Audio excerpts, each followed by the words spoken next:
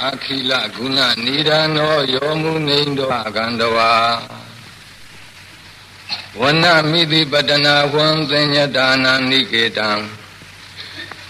Dahi magudala sedam dhamma sakam bhavado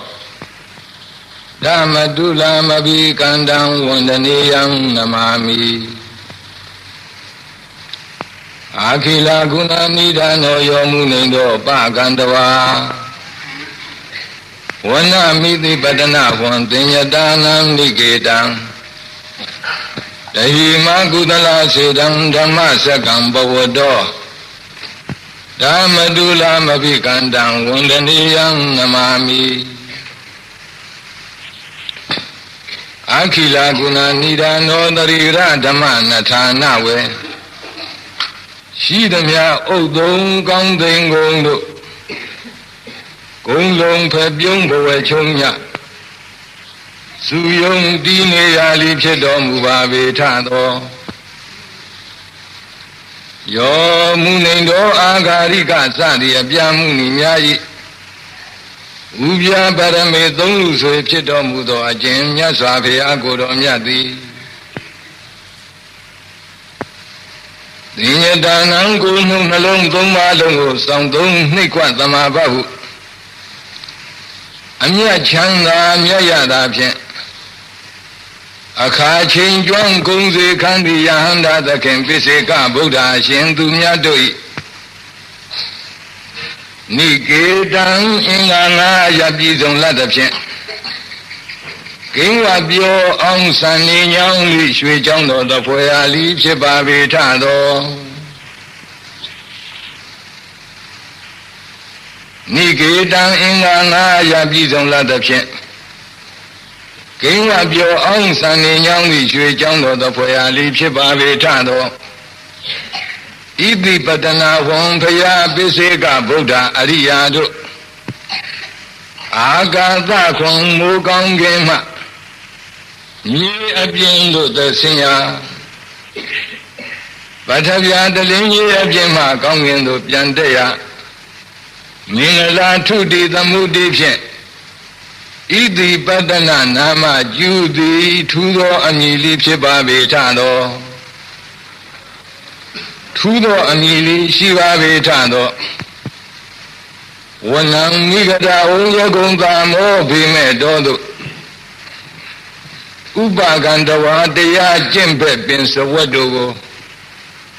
Phume ayatha be angha hu Daya pya thang jwa myang sa yauk tormu khe yue Dahin thu migata ongya gong tamo bhime do nai Angunala sedan awisa myinma pwa si yati Papa nyi ju ma kaung mu ko takhu ma chan be lang phit si nain tha tho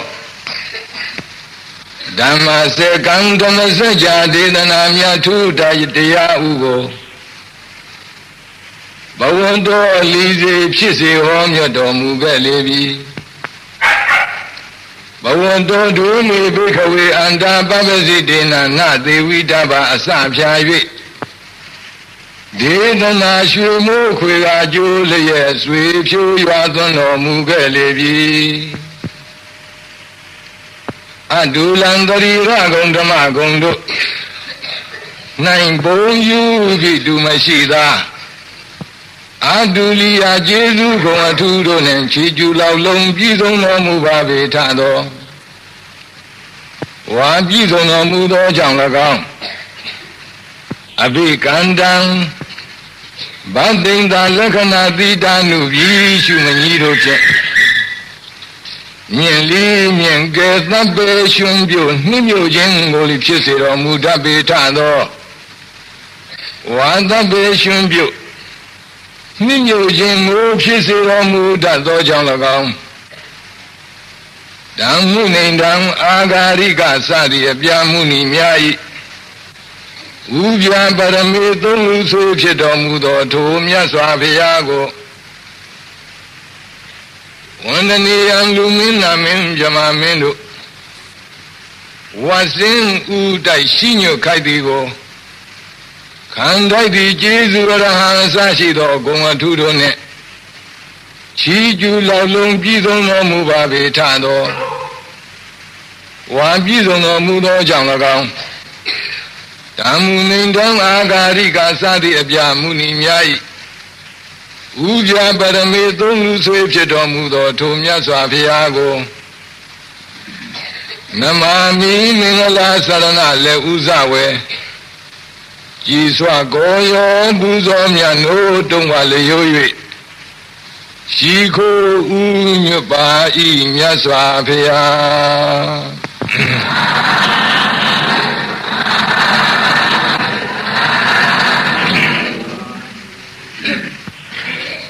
ယနေ့ကနေပြီးတော့ပတိလောမနောက်ပြန်2500နဲ့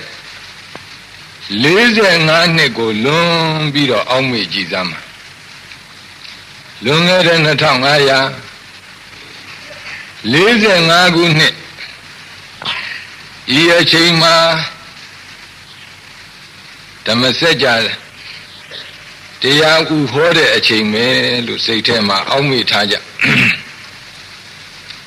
ပြန်ပြီးတွေ့လေတရားဖြစ်တဲ့45ဝါဘုရားပရိနိဗ္ဗာန်စံတော်မူပြီးတဲ့နောက်နှစ်ပေါင်း2500 2545နှစ်အတိတ်ခေတ်ယနေ့ကိုပြန်ပြီးတော့စဉ်းစားလို့ရှိရင်ဣတိပတ္တနာမိဂဒါဝံတော်မှာစัจ java လာတိုက်တသောကနတ်မြမအပေါင်းချမ်းရန်၍သဗ္ဗညုမြတ်စွာဘုရားဓမ္မစကြာတရားဟောတော်မူနေတဲ့ပုံအာယုံပြုမိလိမ့်မယ်အဲ့ဒီသဗ္ဗညုမြတ်စွာဘုရားဓမ္မစကြာတရား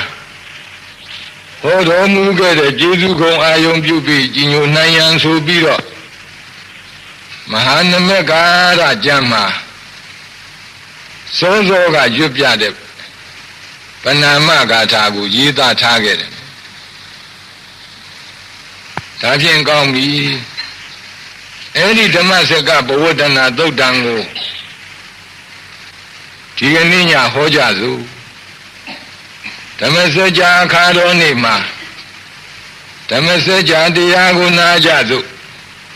ဓမ္မစကြာတရားကိုဟောကြစို့စရင်တော့အလွယ်သားပဲဒွေမေဘိကဝေအန္တပပ္ပစိတေနာနသေဝိတ္တဗာလို့အဲ့ဒီကစပြီးတော့တရားဟောရင်ဘုန်းကြီးဟောလို့တာနာယီဘွဲနဲ့ပဲပြီးသွားနိုင်တယ်ဒါပေမဲ့လို့မိမိတို့အာယုန်ထဲမှာမြင်နေရတဲ့စัจ java လာတိုက်တသောကနတ်မြမအပေါင်းချမ်းရန်၍အဘိကန္တဝန္ဒနီယ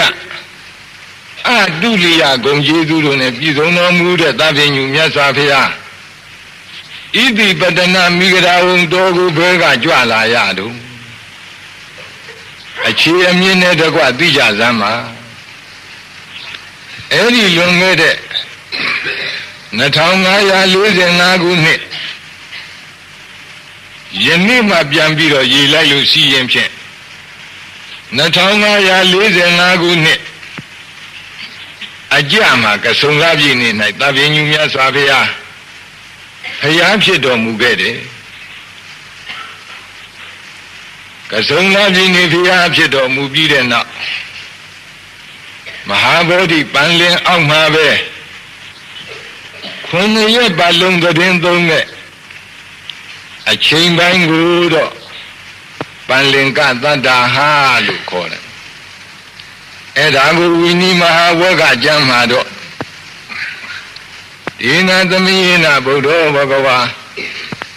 ဥရုလာယံဝိရတိနိစ္စနေရင်စရာယတိရေဘောဓိဒုက္ခမူလေပထမပိသံဗုဒ္ဓောဒေနသမယေနယနေ့မှပတိလုံးမှအစံပြန်၍ရေးအတွက်သည်ရှိသော2545ခုရောက်နိုင်သည့်ကဆုံလာပြည်နေ၌ ဘဂဝါဘုံတော်နေဝန်ထွန်းတောက်ပါတော်မူသောမြတ်စွာဘုရားသည်ဘဂဝါဘုံတော်သခင်ဖြစ်တော်မူသောဗုဒ္ဓမြတ်စွာဘုရားသည်ဥရဝေလာယံဥရဝေလာတောဥအတွန်း၌နေဇာနေရင်ဇရာယတိရိနေရင်ဇရာမြေသားစိတ်ဥကဏ္ဍဖု၌ဘောဓိဒုက္ခမူလေမဟာဘောဓိပင်ဤအနိ၌အဘိဓမ္ဗုဒ္ဓသဗ္ဗညုဖရာအဖြစ်သို့ရောက်တော်မူသည်ဟုတ်တဝါဖြစ်၍ပထမံဖြစ်ဥစွာဝိဟရတိဣရိယာပထမြတ်တာရှင်ပြုံးတရင်သုံးနေတော်မူပါ၏မှတ်ချက်ထားခဲ့တယ်ဘုရားကိုယ်တော်မြတ်ဘုရားဖြစ်ပြီးတဲ့နောက်တခြားဘယ်မှမနေသေးပဲရှိဥစွာမဟာဗောဓိမန္တိုင်အပရာဇိတဗန္လင်တော်ပေါ်မှာနေတော်မူတဲ့အခိုက်ပါပဲတဲ့အဲ့ဒီအပရာဇိတဗန္လင်တော်ပေါ်၌ဘယ်နှစ်ရက်သတင်းသုံးသုံးဆိုတော့အထခောဘဂဝါဘောဓိဒုက္ခမူလေ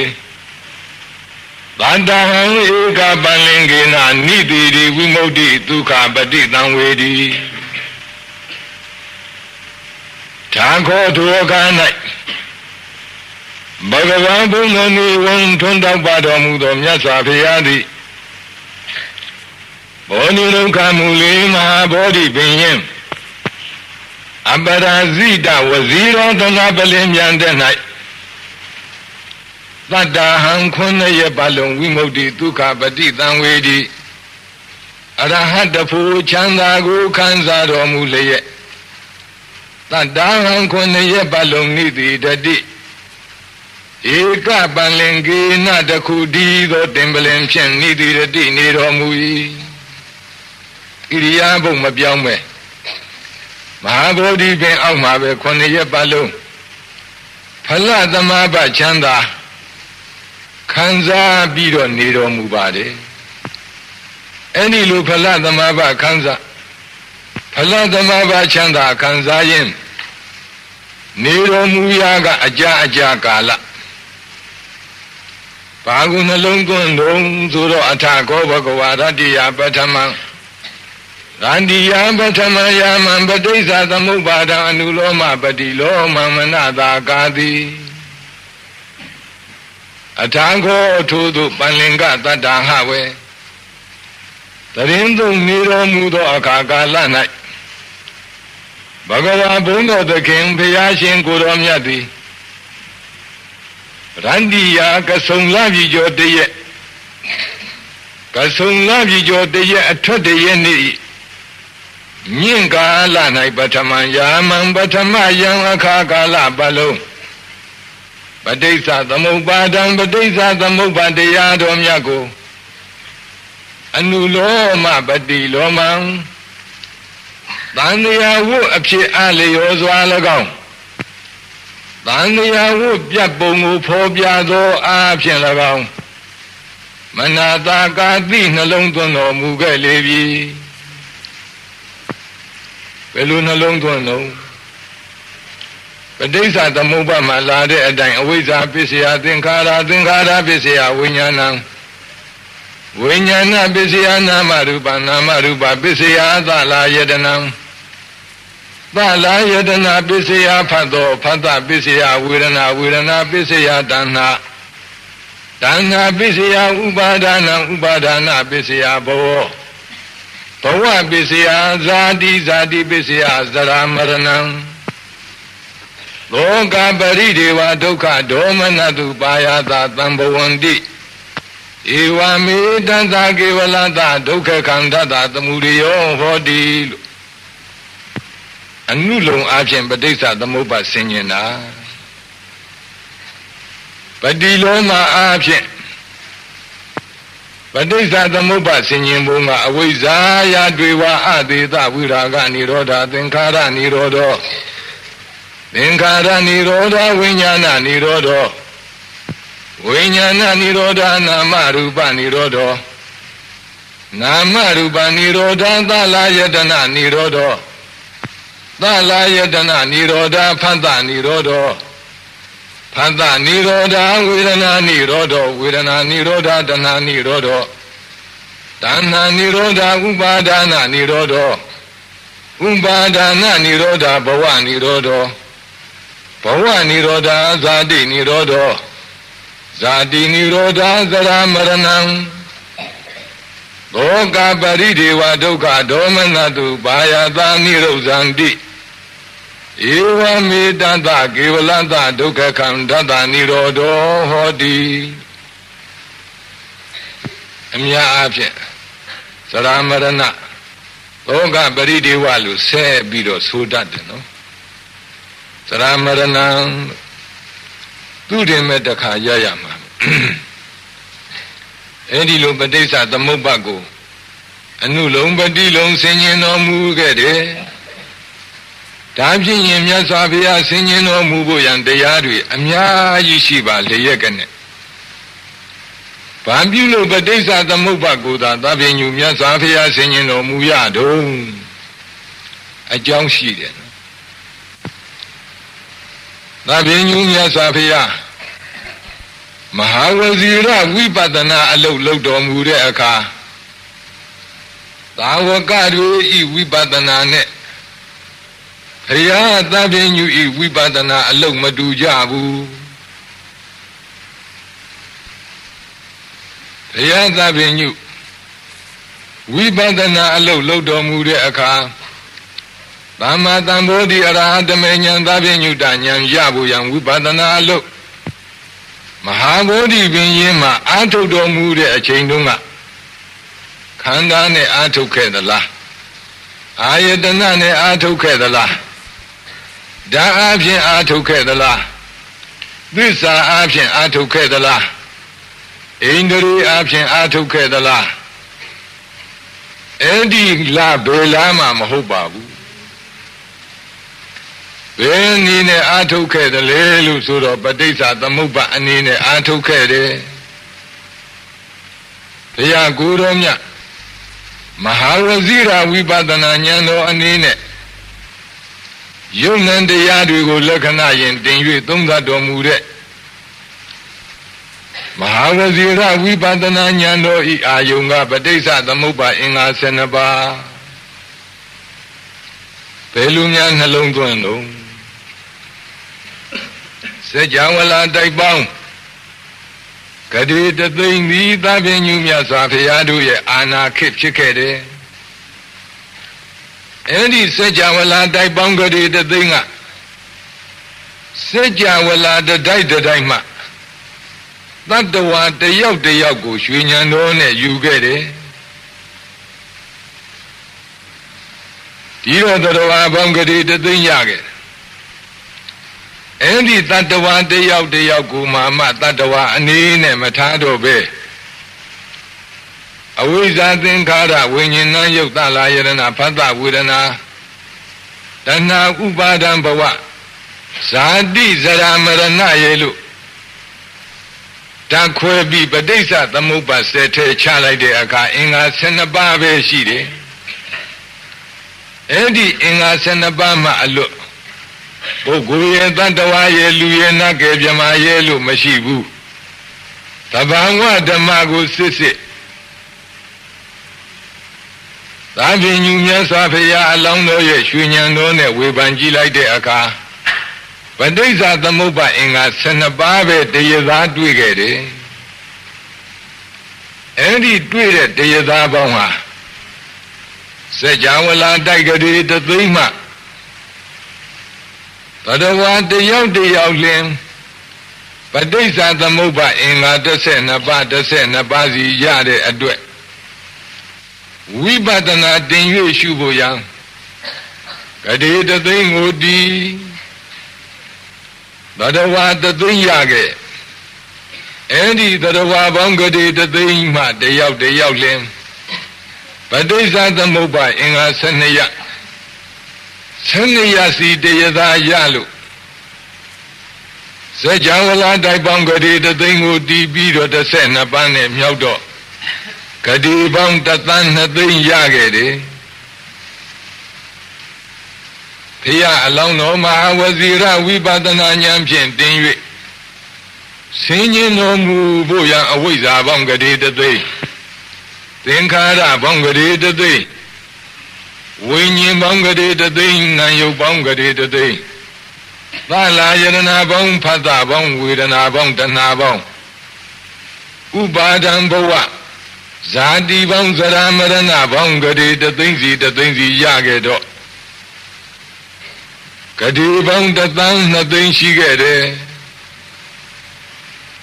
အဲ့ဒီလိုဖျားအလောင်းတော်ဖျားဝိပဿနာတင်ဖို့ရန်တရားစားပေါင်းဂတိတသန်း2သိန်းရတော့မှတပါးသောတရားအပေါ်၌အနိစ္စဒုက္ခအနတ္တလက္ခဏာယင်3ချက်စီတင်တော့ဂတိတသန်း2သိန်းကိုတီးပါတရားတပါးမှာအနိစ္စဝိပဿနာဉာဏ်ဒုက္ခဝိပဿနာဉာဏ်အနတ္တဝိပဿနာဉာဏ်လို့ဝိပဿနာဉာဏ်3ချက်စီသွားတော့အနိစ္စဝိပဿနာဉာဏ်ဘောင်္ဂတိတသန်း2သိန်းဒုက္ခဝိပဿနာဉာဏ်ဘောင်္ဂတိတသန်း2သိန်းအနတ္တဝိပဿနာဉာဏ်ဘောင်္ဂတိတသန်း2သိန်းရဲ့လို့မဟာဝဇီရဝိပဿနာဉာဏ်တော်ဘောင်္ဂတိ3သန်း6သိန်းဖြစ်ခဲ့တယ်ကိုယ်တော်မြတ်ရဲ့မဟာဝဇီရဝိပဿနာဉာဏ်တော်ရဲ့ဝိပဿနာဉာဏ်တော်ဘောင်္ဂတိ3သန်း6သိန်းအာယုံဖြစ်တဲ့တရားတွေကိုတူရာစစ်ပြီးတော့တရားအစစ်တရားအနှစ်ကိုစူးလိုက်လို့ရှိရင်ဖြင့်ဒီပဋိစ္စသမုပ္ပါတရားတွေပဲအဲ့ဒီလိုကိုယ်တော်မြတ်နှလုံးသွင်းတော်မူခဲ့တဲ့သုံးသပ်တော်မူခဲ့တဲ့လေ့လာတော်မူခဲ့တဲ့ပဋိစ္စသမုပ္ပါကိုအနုလောမပฏิလောမအားဖြင့်ပထမယံမှာဆင်ញင်တော်မူခဲ့တယ်အဲ့ဒီတရားတို့ဆင်ញင်လို့သဗ္ဗညုတာရွှေဉဏ်တော်မြောက်သမ္မာသမ္ဗုဒ္ဓဖရာအဖြစ်သို့ရောက်ပြီရောက်ပြီးတဲ့နောက်ကိုယ်တော်နှလုံးသွင်းခဲ့တဲ့တရားကိုထပ်ပြီးတော့နှလုံးသွင်းရပြန်တော့လေတဖန်ထပ်၍ဝမ်းမြောက်တော်မူခဲ့တယ်အဲ့ဒီဝမ်းမြောက်တော်မူတဲ့အတိုင်းစိတ်တော်ထဲမှာမထားနိုင်ပဲနဲ့နှလုံးတော်မှာတစ်ဖြည်းပီတိသောမနတအဟုန်တွေပြည့်ပြီးတော့စီခွက်ထဲစီအိုးထဲမှာစီတွေထဲလို့တဖြည်းစီတွေပြည့်လာတဲ့အခါအပေါ်ယံစီတွေရှမ်းတဲ့တလို့ပီတိသောမနတအဟုန်တွေကိုယ်တော်မြတ်ရဲ့ရင်တော်တွင်ဝမ်းတော်တွင်မှမဆန့်ပဲအစဉ်သဖြင့်ကတွင်တော်ကိုရောက်ပြီးတော့စီကြီးတို့လျံတက်တယ်လို့ကိုတော်မြတ်ရဲ့ခံတွင်တော်မှာဥဒံဆိုတဲ့စကားတော်တွေထွက်ခဲ့တယ်ပထမပိုင်းမှာဘယ်လိုဥဒံထွက်ခဲ့တော့ယတဟဝေပါတုဘဝန္တိဓမ္မာအာတာပိနောဇာယတောဗျာမနတအထန္တာကင်္ခဝပယန္တိသဗ္ဗယာတောပဇာနာတိသာဟိတုဓမ္မံလို့ဝန်တာလွန်းလို့ဝမ်းမြောက်တော်မူလွန်းလို့ရွှေနှုတ်တော်ကလျံပြီးအံပြီးထွက်လာတဲ့ဥဒ္ဒံပါပဲပါဆိုလိုတယ်လေလို့ဆိုတော့ယာတော်အကျဉ်အခါကာလ၌သဟိတုဓမ္မံအကြောင်းဖြစ်သောအဝိဇ္ဇာအစရှိသောတရားတို့နှင့်တကွအကျိုးဖြစ်သောသင်္ခါရအစရှိသောပဋိစ္စသမုပ္ပါတရားအစုကိုပဇာနာတိပိုင်းခြားထင်သိမြင်ခဲ့လေအကျဉ်ခါဝိဇ္ဇာအစရှိသောအကြောင်းတရားနှင့်တကွသင်္ခါရအစရှိတဲ့ပဋိစ္စသမုပ္ပါဂိုင်းဝါအကျိုးတရားတွေကိုပိုင်းပိုင်းခြားခြားအိစ္ဆဒုက္ခအနတ္တလက္ခဏာယင်တင်၍သိမြင်တော်မူခဲ့၏အဲ့ဒီလိုသိပြီဆိုတော့ဘာဖြစ်တယ်လဲယထာဟဝေပါတုဘဝန္တိဓမ္မာယထာအကျဉ်ခါ၌ဟဝေစင်စစ်ဧကံအဖြစ်ဓမ္မဘောဓိပက္ခိယဓမ္မအပြား39ပါးတို့သည်အာတာပိနောကိလေသာကိုပူပန်စေတတ်တဲ့လုံးလဝိရိယနှင့်ပြည့်စုံတော်မူသောဇာယတောအာရမဏုပလက္ခဏုပ ဇန်နဝဖြင့်ဓမ္မတို့ကိုရှုဆင်းရဲတော်မူလေရှိသောဗျာမနတမကောင်းမှုကိုအပပြုပြီးတော့ယဟန္တာသခင်အရှင်သူမြတ်ဤတန်တာ၌ဓမ္မဗောဓိပက္ခိယဓမ္မအပြာ39ပါးတို့သည်ပါတုဘဝန္တိထင်ရှားဖြစ်ပေါ်၍လာပါကုန်၏ပဋိစ္စသမုပ္ပါဒတရားတွေကိုလက္ခဏာယင်3ချက်တင်း၍ယထာဘုဒ္ဓအမှန်တိုင်းသိပြီဆိုလို့ရှိရင်ဖြင့်ဗောဓိပက္ခိယတရား39ပါးအဲ့ဒီပုဂ္ဂိုလ်တဏ္ဍာမှာထင်ရှားဖြစ်လိမ့်မယ်အဲ့ဒီလိုဖြစ်ပြီးဆိုလို့ရှိရင်ထတ္တကင်္ခဝပယန္တိသဗ္ဗအထထိုးတို့တတိပဋ္ဌာန်4ပါးသမ္မာပဋ္ဌာန်4ပါးဣတိပ4ပါးဣန္ဒြေ5ပါးဘူ5ပါးဘုဇင်9ပါးမဲခင်10ပါးဆိုတဲ့ဘောဓိပက္ခိယဓမ္မအပြာ39ပါးတို့ထင်ရှားဖြစ်ပေါ်သောအခါကာလ၌အတ္တထိုယဟန္တာသခင်အရှင်သူမြတ်ဤတန်တာ၌သဗ္ဗကင်္ခ16ပါးအပြားရှိတဲ့အလုံးစုံသောယုံမှားခြင်းတို့သည်ဝါပယံတိဝိအပယံတိအကျွမ်းမဲ့ကင်းကွာကြကုန်၏ယုံမှားခြင်း16ပါး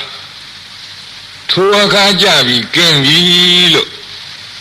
ပထမဥဒ္ဒညဥယံဥဒ္ဒနဲ့ဒါနဲ့တင်းတင်းအားရတော်မူပြီလားလို့ဆိုတော့မိဇိမယံခေါ်တဲ့ညဤအလဲပိုင်းမှာလည်းပဲအဝိဇ္ဇာပစ္စယသင်္ခါရသင်္ခါရပစ္စယဝိညာဏံအစရှိတဲ့ပဋိစ္စသမုပ္ပါကိုပဲအနုလုံးပတိလုံးဆင်ញင်တော်မူခဲ့တယ်ညလဲပိုင်းမိဇိမယံကုန်မြန်တော့နှစ်လိုအာယံဝမ်းမြောက်တော်မူလာတဲ့အတွက်ကိုယ်တော်မြတ်ခန္ဓာတော်ထဲမှာမဆန့်တော့ပဲပြင်ဘက်ကိုဒုတိယဥဒ္ဒံထွက်ခဲ့တယ်ယရာဟဝိပါတုဘဝန္တိဓမ္မအာတပိညောဇာယတော်ဗျာမနတအထံသကင်္ခဝပယန္တိသဗ္ဗယတောခယံပစ္စယနံအဝေဒီ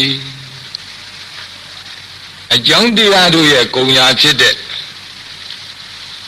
နိဗ္ဗာန်ကိုပိုင်ပိုင်ခြားခြားသိပြီဆိုလို့ရှိရင်ဖြင့်ထိုအရိယာသခင်ရှင်သူများဤတန်တန်၌ယုံမှခြင်းတွေဟာကင်းစင်၍သွားပါရောဒီအဓိပ္ပာယ်ကိုဖော်ပြတဲ့ဥဒ္ဒံဒုတိယဥဒ္ဒံကျွရင်တော်မူခဲ့တယ်ညဤတတိယပိုင်းပစ္စည်းမယံမှာလည်းပဲထုံနည်း၎င်း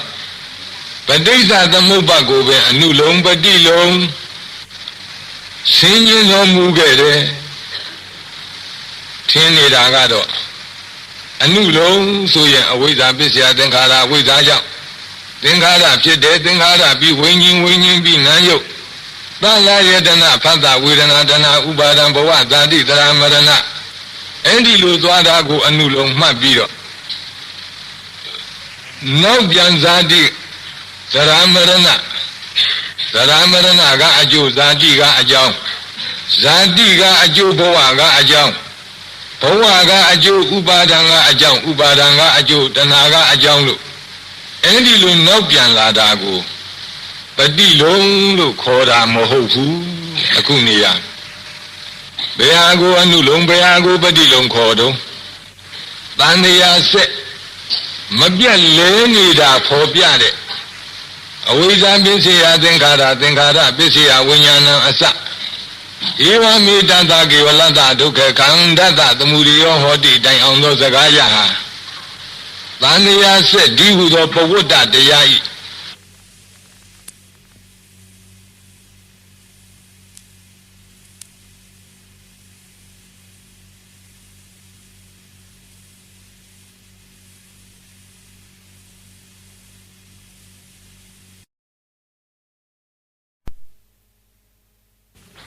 လေဘုံကိုအလျော်အားဖြင့်ဖော်ပြလို့အနုလောမတယ်အဝိဇ္ဇာယတွေဝအာသေတဝိရာဂနိရောဓသင်္ခါရနိရောဓအစဧဝမေတ္တကေဝလတ္တဒုက္ခခန္ဓတနိရောဓဟောတိအဆုံးရှိတဲ့တရားသဘောကိုတော့တန်တရားစကြည့်ပြတ်တာကိုအဝိဇ္ဇာအစရှိသောတရားတို့ရဲ့မိမိအလုတ်မလုတ်တာကိုဖော်ပြလို့ ဆန့်ကျင်တဲ့တိုးလန့်တဲ့ပฏิလောမဒေသနာလို့အဲ့ဒါကိုပฏิလုံးလို့ခေါ်တယ်နော်ဟိုးဇရာမရဏကနေပြီးဇာတိဘဝဥပါဒံတဏှာဝေဒနာဖသသလာယရဏနာယုတ်ဝိညာဉ်သင်္ခါရအဝိဇ္ဇာလို့နောက်ပြန်လာခဲ့တဲ့ပฏิလုံးမဟုတ်ဘူးအခုအနုလုံးပฏิလုံးခေါ်ခြင်းကတန်တရာဝတ်မပြတ်တာကိုဖော်ပြလို့ရှေ့ပိုင်းကအနုလုံးတန်တရာဝတ်ပြတ်တာကိုဖော်ပြလို့ဝတ်မှအပြန်ကိုဖော်ပြလို့ပฏิလုံးလို့ခေါ်တာနော်ညဤပစ္စည်းမယံသုံးဘုံဘုံနောက်ပိုင်းမှာတညကိုသုံးဘုံဘုံနောက်ပိုင်းဖြစ်တဲ့နောက်ဆုံးအပိုင်းဖြစ်တဲ့ပစ္စည်းမယံမှာလည်းပဲအနုလုံးပฏิလုံးအပြင်ပဋိစ္စသမုပ္ပါကပဲဆင်ញင်တယ်နှစ်လိုအာယံဝမ်းမြောက်တော်မူလွန်းလို့ယရာဟဝေပါတုဘဝန္တိဓမ္မာအာတာပိနောဇာယတော်ဗျာမနတဝိတုပယံဒိဋ္ဌတိမာရသေနံဒုရိယောဝဩဘာတယမန္တလိခံလို့တတိယဥဒံကျူးရင်ခဲ့တယ်အဲ့ဒီမှာမဟာဗောဓိပင်၌ကဆုံငါးပြည်ကျော်တည့်ရက်နေ့ညမှာပထမပိုင်း၌ပဋိစ္စသမုပ္ပါကိုအနုလုံးပฏิလုံးဥဒန်းတစ်ကြိမ်ကျူးလို့အလယ်ပိုင်း၌အနုလုံးပฏิလုံးဆင်ញင်ဥဒန်းတစ်ကြိမ်ကျူးလို့အဆုံးပိုင်း၌အနုလုံးပฏิလုံးတစ်ကြိမ်ဆင်ញင်အဆုံးပိုင်းမှာဆင်ញင်ဥဒန်းတစ်ကြိမ်ကျူးလို့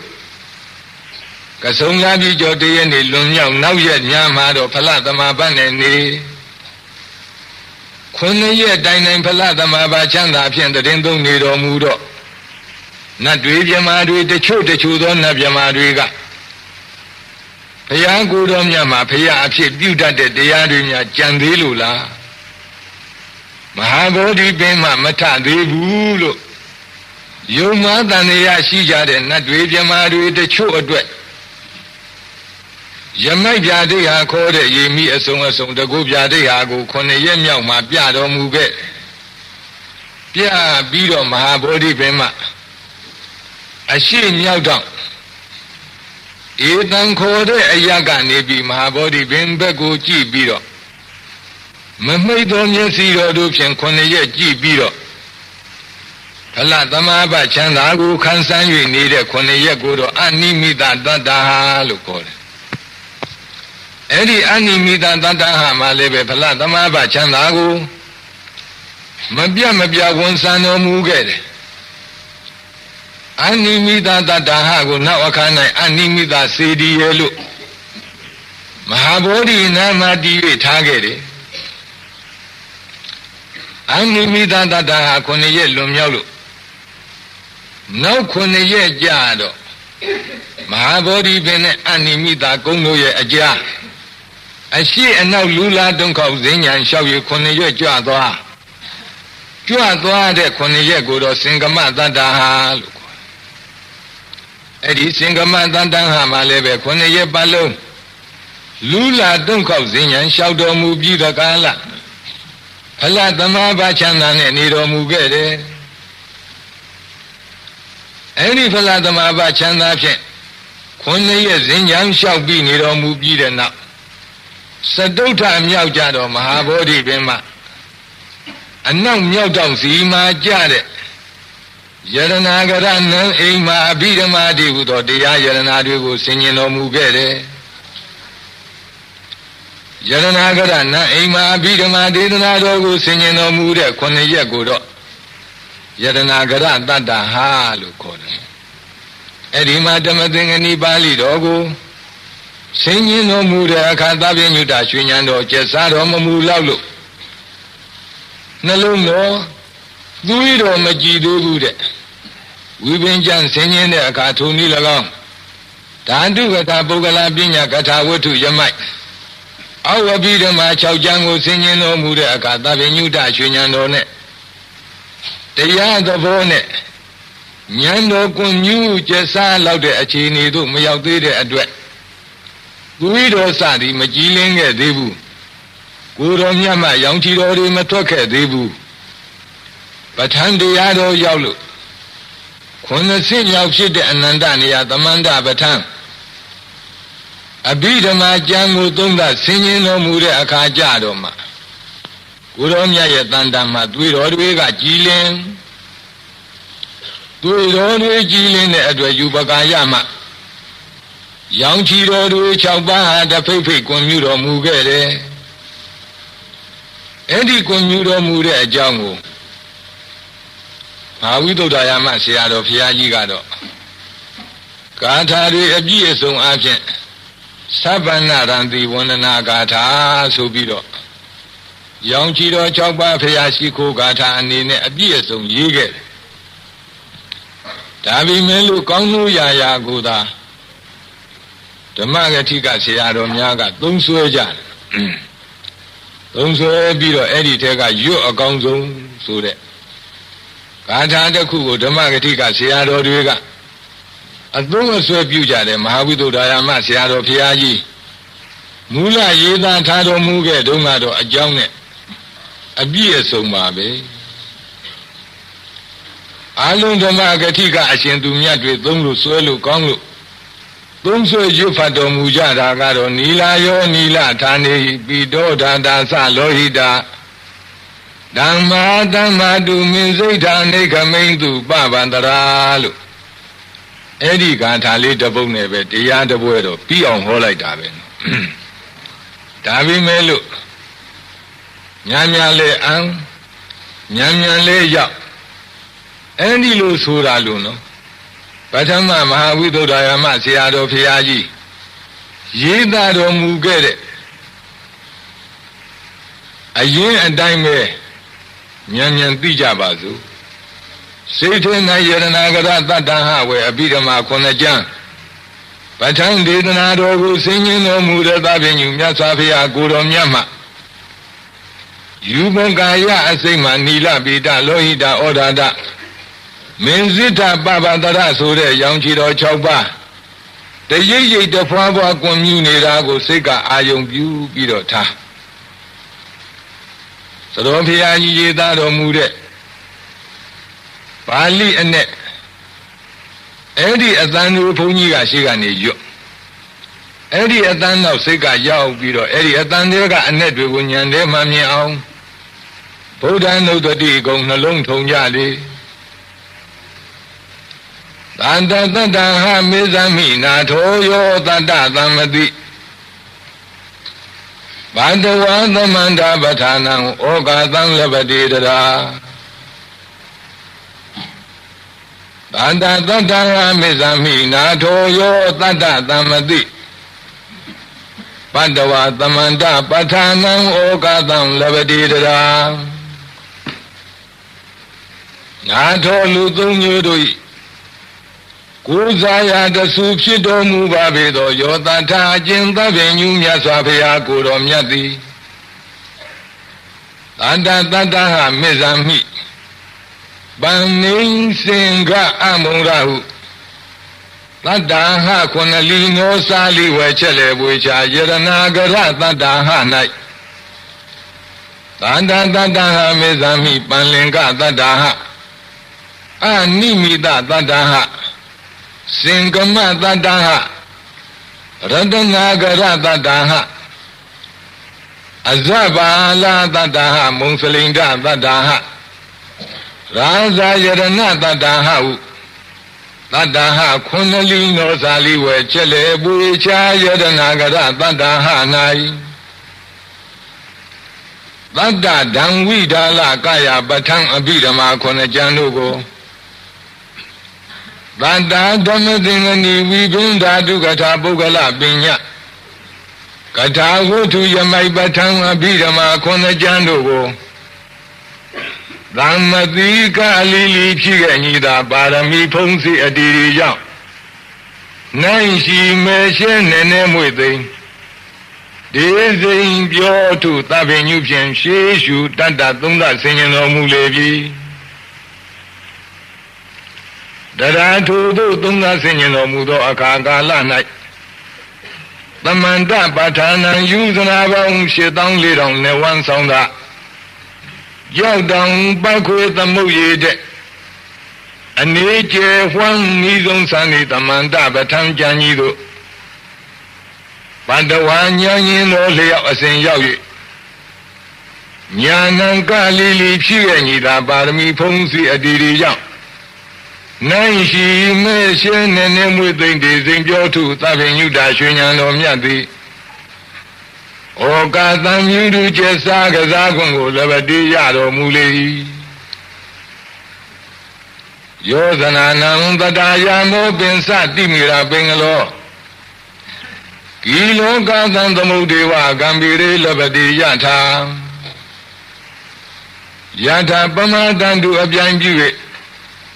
နိုင်ရှုစရာဥပမာပုံဆိုအဘယ်လိုနည်းဟုမူကားယောဇနာနံ9000တရာဝိတာဥဒပဂံဝုဒတိတိသတ္တာရိကဝါယူဇနာတို့၏ပင်စတတယာမော900ရှိလျာလွန်ကြီးမာလာသောတိမိရာပင်ကလောတိမိရာပင်ကလအမည်ရသောငါးကြီးသည်ကံပိရေယူဇနာပေါင်း8400နဲ့ဝမ်းဆောင်သောသမုဒ္ဒေဧဝတံခွေပတ်ချုပ်ရေသမုံ၌သာလင်ကိလောကသံညီဆံရှင်ပြေစံပေခကုမြူရုကျစားကစားခွင့်ကိုလဗတိယထာရလေတကဲ့သို့ဧဝံတထာထုအတုညာဏံသဗ္ဗညုတရွှေဉာဏ်တော်မြတ်သည်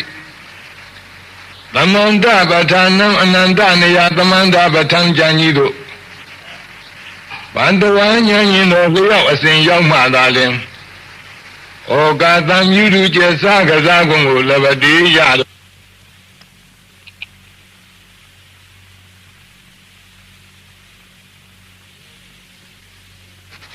ဩကာသံမြူတုကျစားကစားခွင့်ကိုလည်းပတိရတော်မူလေ၏သံဃတံတတတန္တမန္တရာသတ္ထုတရိရတောတန္တံဘာဝန္တိသဗ္ဗနာလောဟိတာတိပတိရဏတရာထုသို့အခွင့်ရတော်မူသောအခါကာလ၌တန္တမံပရမနုမြုပုံတူအလားထိုသိမ်မွေ့လှသောပဋ္ဌာန်းတရားကိုသံဃတံတတသုံးသဆင်ញင်တော်မူသောတတသတ္ထုနောပြမနတ်လူသုံးပုံတို့ကိုကြည်ပြူရှင်ပြုံးရွှေနှလုံးဖြင့်သုံးမတော်မူပေတတ်သောထိုမြတ်စွာဘုရားကိုယ်တော်မြတ်၏လောဟိတာတိပတိဒနာသွေးတော်စသည်ကြည်လင်တောက်ပါခြင်းကြောင့်တရိရာတောပဂတိအတောင်18တောင်ပေါ်ရွှေကိုယ်တော်မှသာဗနာညိုရွှေဖြူနေမောင်းရီပြိုးပြက်တခဲနဲ့အားချောင်းပါသောအစဉ်ရှိသောကြောင့်ချီအလျံတော်တို့သည်တန်တန်ဌာနဝေယာရှိနောအထက်အောက်ဟုဆိုသောထိုအယဌာနတို့ဒါဝန္တိထိုဤမာမပြေသွားတော်မူကြလေကုန်မည်ကြောင့်ချီတော်6ပါးကွန်မြူပုံကတဲ့နီလာယောနီလာဌာနေဟိပိတောဓာတာသလောဟိတာဓမ္မတုမင်စိတ်ထာနေခမိန်သူပပန္တရာနီလာဌာနေဟိစံတော်မျက်နှာတော်တခုညူရာရတော်တို့မှနီလာယောဝင်းချင်းပြန်ဝဲဖြတ်မြောက်ကျဲအပ်သောအောင်မင်းညူကြညူမျက်စင်းညူကဲ့သို့၎င်းတလျက်တညိမ့်ညိမ့်တအိမ်တနွယ်နွယ်တလွယ်ခအပ်သောဗရမညာရညူပဆိုးညူကဲ့သို့၎င်းထိုရခွန်ဝင်းချင်းပတ်ခွေမိုးနှင်မြေလွှမ်းအောင်ညိုစေလျက်မြင်းနဲ့ရောင်တွေ့ပြလဲစိမ့်ဆူညူသောအစင်းရှိသောကြောင့်ကြည်အလျံတော်တို့သည်နေခမိန်သူပဋ္ဌာန်းဒေသနာတော်မြတ်ကိုသုံးသဆင်ញံတော်မူသည်နေ့ကစ၍ယခုညယခုနေ့တိုင်အောင်အယောင်ရှိန်တထိန်နဲ့အိမ်လုံးတောင်လုံးကံပမာဏကြွဝန်းထွန်းလင်းတောက်ပါလေရဲ့ထောခွာဝေးချပြေးသွားတော်မူကြလေကုန်၏ပိဋဌာနေဤရွှင်ဤကိုကြီးဝါရွှေရာရတော်တို့မှ ပိတာပလီဝံကျင်ရွှေရင်ဆန်းရွှေပစိုးဖြန့်တန်းတဲ့ကဲ့သို့၎င်းကြီးကျူးမှုရွှေဝါမြင်းသီလာစေတံပွန့်မာလေကားပန်းတို့သည်ကောင်းခင်ပြီးပြောင်းတဲ့ကဲ့သို့၎င်းဖုံးလွှမ်းမှုကာဆေမျက်နာရခွန်ကိုဝါလွန်ထိန်ရင်သည်လျက်ဝါဝွန်ထိန်ပြေရွှေတော်အစင်းရှိသောကြောင့်ကြည်တော်တို့သည်နေခမင်းသူထွက်ခွာဝေချပြေးသွားတော်မူကြလေကုန်၏ဩဒတဌာနေဟိအယိုးတော်သွားတော်မြဲဖြူတော်ဟုဆိုသောအယိုးတော်သွားတော်မြဲဖြူတော်အစရှိသောဖြူရာရာရတော်တို့မှဩရတပလီဝင်ခြင်းကိုဥမသွန်အပ်သောနှုတ်ရည်အရင်ကောင်းကင်ပြည်ငူပဒံဝေဟာတန်တိန်ညင်ကတဝန်းဝန်းတနွဲနွဲတလွဲလွဲခါအပ်သောငွေပြားရငွေစပယ်သင်္ခွေနွယ်ကြာပြူမြတ်လေးပြူကျေယုံတို့အုပ်ဖုံးကရှက်ထွေးတဲ့ကဲ့သို့ဖြူဖိုးတံပဲစင်ကြယ်တန်ရှင်းသောအစင်းရှိသောရောင်ခြည်လျံတော်တို့သည်နေခမင်းသူပဋ္ဌာန်းဒေသနာတော်မြတ်သုံးသာဆင်ញင်တော်မူသည့်နေ့ကစ၍ယခုညယခုနေ့တိုင်အောင်အယောင်ရှိန်ရှိန်တထိန်ထိန်နဲ့အိမ်လုံးတောင်လုံးကပမာဏကြွကြွဝုံဝုံထွန်းလင်းတောက်ပါလေထွက်ခွာဝေးချပြေးသွားတော်မူကြလေကုန်၏လောဟိတဌာနေဟိမျက်စိသားသွေးဤတွေ့ရာရတော်တို့မှလောဟိတာဆုံးမှုတဆွဲရဲသောချေဤကပလာနီမြန်းလေခေါင်ရံမှုဆွေကံပန်းကတဲ့အနေလိုရေမြေရောကောင်းငင်ပါအာကာသအဇတဝေတိမ်မိလာရှက်ထွေးတဲ့ကဲ့သို့ဤတိုးထိန်ခြင်းလွန်သောအစင်းရှိသောရောင်ခြည်အလျံတော်တို့သည်နေခမင်းသူထွက်ခွာဝေးချပြေးသွားတော်မူကြလေကုန်၏သူထိုမှတပါမင်းစိတ်ဓာမီနီညိုလောင်ရောရှက်ပေါင်းသဖြင့်မောင်းမဲ့မှိုင်းအုံမှုံကြီးသောအစင်းရှိသောရောင်ခြည်အလျံတော်တို့သည်၎င်းပပတရာလကဆုံခါဇတပြင်းကျဲကောင်းငင်လေကလှရနွယ်ရှက်ကူပိုးရည်မြူဆံမိပေါလျံကဲ့သို့ဝဲပြန်တက်တခဲနဲ့အားဖြင့်ပြိုးပြိုးပြက်သောအစင်းရှိသောရောင်ခြည်လျံတော်တို့သည်၎င်းဓမ္မတရိရပရိသာဤသို့သောဓာဤရဟုမသက်မနိုင်ထွန်းပြိုင်ရှင်စုထိုတို့ကိုယ်တော်စိတ်မှနေခမင်းသူထွက်ခွာဝေချပြေးသွားတော်မူကြလေကုန်မည်နေခမင်းသူပဋ္ဌာန်းဒေသနာတော်မြတ်ကိုသုံးသာဆင်းရင်တော်မူသည့်နေ့ကစ၍ယခုညယခုနေ့တိုင်အောင်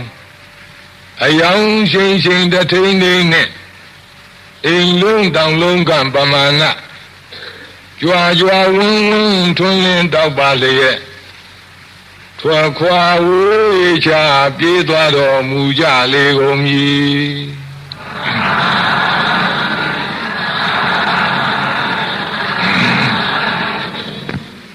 ဧဝံသဗ္ဗနာရန္တိယောဧတာယဝဇဝန္တရာသဗ္ဗတိတဝိရဝန္တိပဝနာတန္တိတတ္ထိကာဧဝံဤသို့ဧတာသဗ္ဗနာရန္တိယောညိုရွှေဖြူနီမောင်းကြီးပြိုးပြက်တခဲနဲ့အာထို6ပါးသောအစင်းရှိသောရောင်ခြည်အလျံတော်တို့သည်ယံဝဇဝန္တရာသာနာတော်ရောင်ထွန်းပြောင်းထိန်လက်ယနေ့တည်းတိုင်အောင်သဗ္ဗတိတဝင်းကျင်ပါချုံလုံးစုံနှံ့စအယတိတဆေမျက်နာတို့သို့ဝိဒဝန္တိထိုဤမမပြေးသွားတော်မူကြလေကုန်မည်ထန္တိယသုံးသတ်တဲ့နေ့ကစပြီးတော့ခဏိထိအောင်အနန္တလောကဓာအနန္တစัจ java လာပြေးသွားနေတုံးမဲ့ရှိသေးတယ်ဓာတိကာရောင်ကြီးတော်6အစဉ်လျောက်၍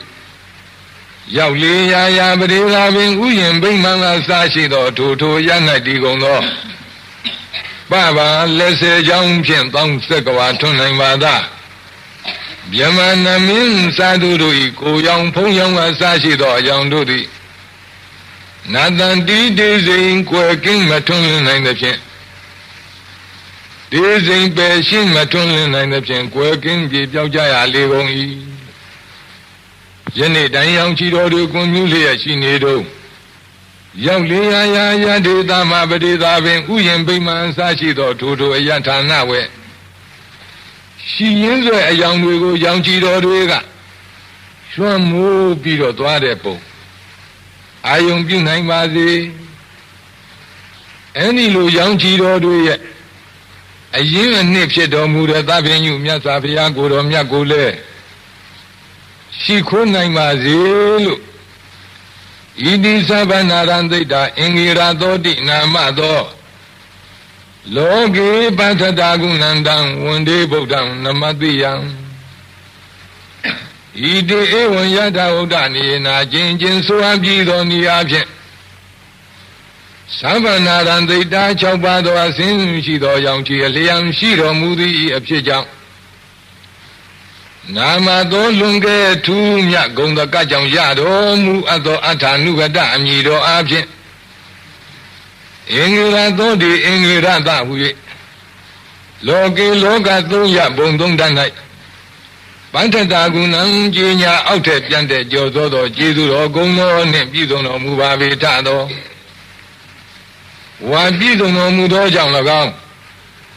နမတိယံတလောကလုံးမျိုးလုံးဖြတ်မိုးရှိခိုးပူဇော်ခြင်းငါထိုက်တော်မူပါပေထသော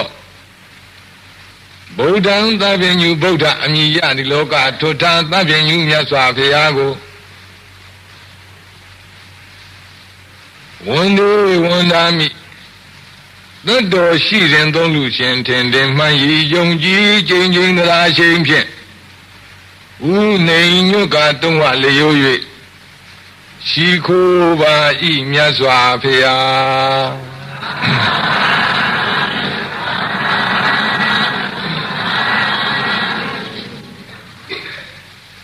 ဘုန်းကြီးတို့ကြောင်းတာ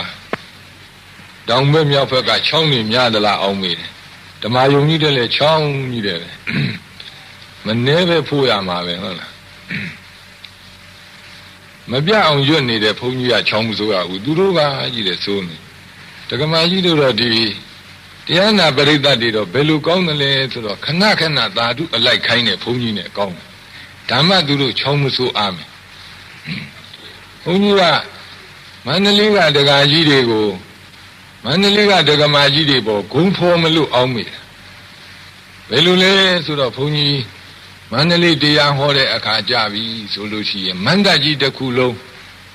တရားပွဲတစ်ခုလုံးဟာဟိုနာကချောင်းတဟိုဟိုဒီနာကချောင်းတဟိုဟိုအဲ့ဒီလိုချောင်းတဟိုဟိုတွေကိုဒီကမင်းဝန်းကနေပြီးတော့ချောင်းကလေးကိုတိတ်ပြပြီးတော့ဗန္ဓုလဒကာကြီးအစရှိတဲ့ဒကာကြီးတွေကိုဘယ်လောက်များမင်းဝန်းကတရားနာတဲ့အခါမှာငြိမ်စိမ်တယ်လေလို့ဂုံယူခြင်းနေတာတရားဟောပြီးရင်တော့ဂုံယူမယ်လို့အောက်မိတယ်ဘုန်းကြီးယူစရာမရအဲ့ဒီတော့မန္တလေးမှာဆိုလို့ရှိရင်မနာရအောင်ချောင်းဆိုးနေတာလို့ပဲဒီမင်းကမှလည်းပဲဖုံမင်းတလောက်မများပါဘူးမန္တလေးတော့ဖုံများလို့ချောင်းဆိုးတယ်ဒီတော့ခဏလေးပေါ့လေချောင်းကိုခဏလေးအပြင်ဗုဒ္ဓနုတ္တိနဲ့ဖြောက်ထားကြဓမ္မဘုန်းကြီးကဒီဒကာကြီးတွေအပေါ်မှာဂုံလို့ကိုတောင်ရိုးကဂုံယူလို့ဟန်ကြမှာဘုန်းကြီးကမျက်စိမိတ်ပြောလို့သာပြောတာပါဒါကမန္တလေးကလူတွေကဆိုတာလည်းဖြစ်နိုင်ပါလေမန္တလေးကပရိသတ်ကဆိုတာလည်းဖြစ်နိုင်ပါလေဘုန်းကြီးတို့မင်းဝန်ပရိသတ်မှာဖြင့်ဘယ်တော့မှချောင်းဆိုတာရဲ့လို့သိပြီးတော့မရှိဘူးနော်အဲ့ဒီလိုယရဏဂရတတ္တာဟမှာအဘိဓမ္မာတရားကိုသုံးသပ်လို့ပဋ္ဌာန်းတရားတို့ရောက်တဲ့အခါသဗ္ဗညုတဉ္ဉာကြီးကျက်စားလောက်လို့ရောင်ချီတော်တို့ကွန်မြူနေပုံအာယုံပြုနိုင်ပါစေလို့မဟာဝိသုဒ္ဓမသတော်ဘုရားကြီးကရောင်ချီတော်6ပါးဘုရားရှိခိုးဂါထာအနေနဲ့ရေးသားထားခဲ့တယ်အဲ့ဒါလည်းနှလုံးသွင်းနိုင်ကြပါစေကောင်းပြီတတ္တာဟာ၄ခုဖြင့်လွန်ခဲ့ပြီယတနာဂရတတ္တာဟာကလွန်မြောက်တော့ဘေကြွမဟာဗောဓိပင်မှာအရှိအယမှာရှိတဲ့အဇပါလညောင်မင်းရင်းတို့ဘုရားကိုယ်တော်မြတ်ကြွခဲ့တယ်။ဘာကြောင့်အဇပါလခေါ်တော့ဆိုတော့စိတ်ကြောင်းသားတွေလာနေလို့အဇပါလခေါ်တယ်တဲ့။တနည်းအားဖြင့်အဇပဘေးရင်မန္တန်ကိုမရွတ်နိုင်တဲ့ပုံသားကြီးတွေ အဲ့ဒီညောင်ပင်အောက်မှာလာရောက်ပြီးတော့နေရာယူကြလို့အဇပါလအဇပအလပေါ့ဒီတွေမရွတ်နိုင်တဲ့ပုံနာကြီးတွေဒီညောင်ပင်အောက်မှာလာရောက်ပြီးတဲ့ကာလနေရာသီးသီးယူကြလို့အဇပါလတနည်းအားဖြင့်မွန်းတဲ့ရှိန်ရှိန်နေပူတဲ့အချိန်မှာညောင်ပင်အောက်ရောက်လာတဲ့စိတ်တွေကိုဒီညောင်ပင်ကပဲစောင့်ရှောက်လို့အဇပါလအဇေပါလေးဒီအဇပါလို့ပထမနည်းကတော့အဇပါလဆိုတဲ့နာမည်ဟာစိတ်ကြောင်းသမားတွေရဲ့နာမည်အဲ့ဒီစိတ်ကြောင်းသမားတွေအရိပ်ခိုးလို့ဒီညောင်ပင်ကိုအဇပါလခေါ်တယ်ဒုတိယနည်းကတော့ဘေရင်မရွတ်နိုင်တဲ့ပုံတို့အိုကြီးတွေဒီညောင်ပင်အောက်မှာလာရောက်ပြီးတကားလာနေရာအသီးအသီးယူကြရာဖြစ်လို့အဇပါလခေါ်တယ်တတိယအနည်းကတော့ဒီညောင်ပင်ကိုကမိမိအောက်ရောက်လာတဲ့စိတ်များကိုစောင့်ရှောက်တတ်တယ်ဒါကြောင့်အဇပါလခေါ်တယ်အဲ့ဒီအဇပါလညောင်ပင်ကြီးမှာပင်စမတတ္တဟဘုရားကိုတော်မြတ်တရင်သုံး၍ဖလသမဘချမ်းသာဖြင့်အချိန်ကိုကုန်လွန်စေတဲ့တစ်ချိန်မှာတနေ့မှာဟုံဟုံကားလို့ခေါ်တဲ့ပုံနာကြီးရောက်လာဟုံဟုံကဇာတိကဒါကြောင့်မို့လို့စေတီတည်တဲ့အခါမှာပုံနာရုပ်လည်းပါရတယ်ဌာပနာပစ္စည်းထဲမှာတန်တဌာနလုပ်ရင်ပုံနာရုပ်လည်းပါရတယ်အဲ့နာမှာလဲဆိုတော့ဟုံဟုံကပုံနာပဲအဲ့ဒီဟုံဟုံကပုံနာကဘုရားဓမ္မောက်ရောက်ရှိခိုးသလားမခိုးပါဘူးကိစီဘောဂေါဓမ္မခမနီယံရှင်ကြီးဂေါဓမ္မခန့်ကြမ်းပါရဲ့လားကိစီယာပနိယံဣရိယာပထမြတ်တာပါရဲ့လားအဲ့ဒီလိုစကားပฏิတန္တာရပြောပြီးပြီဆိုတော့တစ်ထောင်တကွေးကသူရပ်ပြီးတော့သူသိကျင်တဲ့အချက်ဘုရားကိုလျှောက်ထားတယ်ဘယ်လိုလျှောက်ထားလဲဂိတဝတာခောဘောဂေါဓမ္မဗျာမနောဟောတိဂတမေစပန္နဗျာမနကာရကဓမ္မာလို့ဟုံဟုံကပုံနာကဘုရားကိုလျှောက်ဘောဂေါဓမ္မအိုရှင်ကြီးဂေါဓမ္မဂိတဝတာအဘေမျှလောက်သောတရားအစုဖြင့်ဗျာမနောဗျာမနမြည်သည်ဟောတိဖြစ်နိုင်ပါသည်ဗျာမနကာရကဗျာမနအဖြစ်ကိုပြုတတ်တဲ့ဓမ္မတရားတို့ကကတမေစပန္နအဘေတရားတို့ဖြစ်ပါသည်ပထမနည်းကမေးလိုက်တယ်။အိုရှင်ကြီးဂေါတမဗျာမနဖြစ်အောင်ပြုလုပ်နိုင်တဲ့တရားပေါင်းဟာဘယ်လောက်ရှိသလဲတရားပေါင်းဘယ်လောက်ရှိမှဗျာမနမြည်နိုင်သလဲရှင်းပြီးတော့မေးလိုက်တာကကတမေစပန္နဗျာမနကာရကဓမ္မအဲ့ဒီတရားတွေကဘယ်တရားတွေလဲပထမနည်းကတရားပေါင်းဘယ်လောက်လဲဗျမနအဖြစ်ကိုပြုတတ်တဲ့တရားပေါင်းဘယ်လောက်လဲဒုတိယနည်းကအဲ့ဒီဘယ်လောက်တရားဆိုတာဟာဘယ်တရားတွေလဲလို့သရုပ်ကိုမေးတယ်ပထမနည်းကပမာဏအတိုင်းအရှိကိုမေးတာတော်တော်လေးသဘာဝကျသဘာဝလည်းတော်တော်ကျတယ်ဘုရားကိုယ်တော်မြတ်ကလည်းပဲဟောခြင်းပါတယ်ဟောခြင်းကြပါလားဟောခြင်းလိုက်တာလေဒီအာမနာတံသဘာဝစစ်စစ်ပြောမယ်ဆို